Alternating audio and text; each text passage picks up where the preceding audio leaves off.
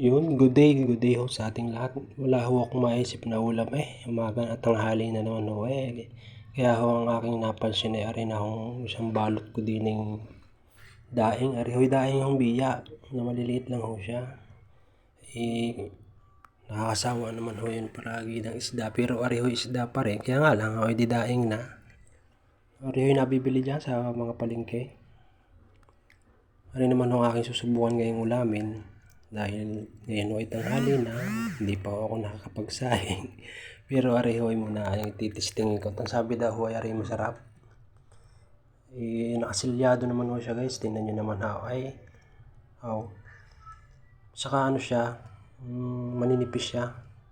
Siguro pag niluto ko to, hindi kailangan to patagalin sa apoy. Baka ito pumait guys. Tingnan nyo naman Bali, mabibili nyo ho siya sa palengke na nakaganto na. Hindi ko lang ho alam kung ano ho ang lasa nito, kaya susubukan ho natin kung ito ba'y maalat, kung ito ba ho ay matabang, kung anong gawang lasa nito. Ngayon ko ho masusubukan to. Kaya ho akin muna titingnan ko, ako ay kukuha ng gunting at aking titingnan kung talaga hong mabango. Pero wala naman daw hong mabangong tuyo, di ba?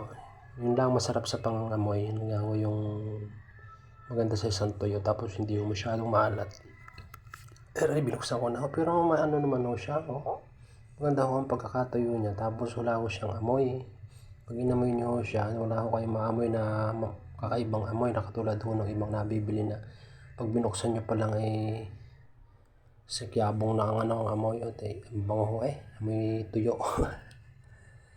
Siya, ari ho'y lulutuin ko ng akin hong matisting kung ano bagang lasa na rin.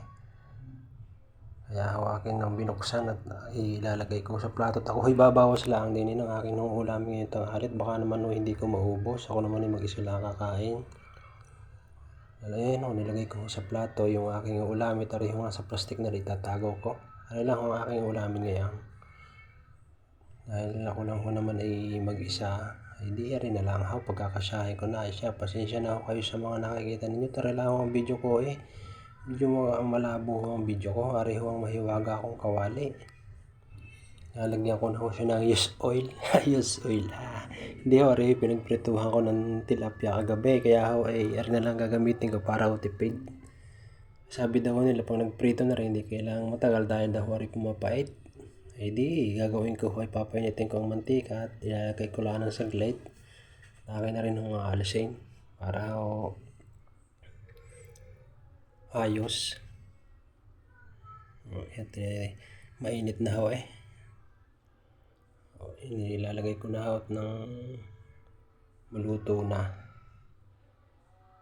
Hindi nga ho kailangan patagalin dahil kita ko ay mabilis siyang naluluto. Ano lang ho yung ulam mo? Tinisting ko na ho. Ano lang ho ulamin ko ngayon tanghali. At mamaya naman ho baka magluto na lang ho ako ng ulam sa gabay. Ari lang ho yung tanghali kong ulamin. Siya, pasensya na ho kayo. Tari lang ho talagang kaya kong lutuin. Wala pa ho akong may content na masarap na lulutuin. Ari naman siya tunay. Ari lang ho yung pang-araw-araw. Hindi naman ako para bumili pa ng content lang na ari ho yung natural. Natural na walang pambili. Ari lang ho ang kaya lutuin. Di sinishare ko sa inyo kung anong pinagkakakain ko din siya, salamat ho kung napapanood din yung video ko ay salamat ho ng marami sa inyo.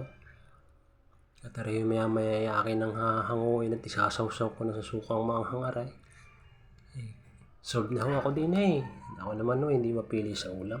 Yung gusto ko pa nga ho lagi ang ulam ko isda isa ho sa kung ano-anong mga mamantika. Binaabangan ko lang ho na maluto at akin na rin tatanggalin din sa kawali. Ayun, klase naman ng ari luto na. Kanin ni fish naman tingnan nyo na. Medyo golden brown na siya.